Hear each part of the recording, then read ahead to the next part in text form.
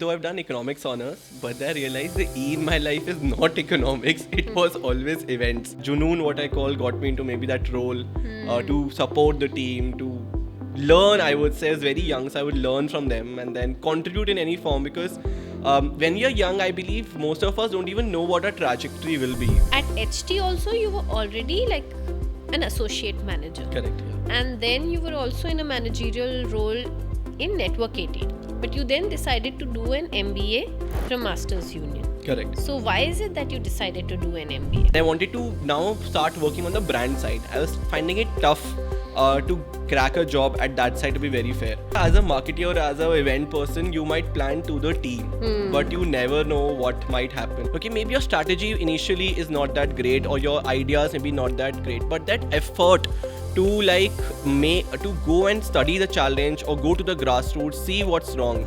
I feel that aspect which I've just learned from my peers and my leaders, that aspect when I bring it forward is just very much cherished. Being very proactive enough to learn from all the corners. And did you meet someone who you thought that maybe you might never have gotten a chance to meet? I'm sure many people, but somebody who you really wanted to meet and you met and Pele. clicked. Has to be the legend, Pele, footballer right? Pele. So I still remember, and today when I am as a sports marketer working, I still remember that.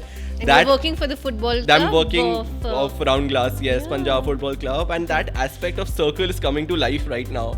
So keep the football rolling. What has your spiritual journey been like, and how do you think it sort of got intertwined with your professional journey as well? The aspect of Nichiren Buddhism is that challenges will come across in life wherever you go. Personal, professional, health, financial, whatever it is, family related, relationship related. But develop that strong inner self to face those challenges. Base your prayers, base your dreams on faith.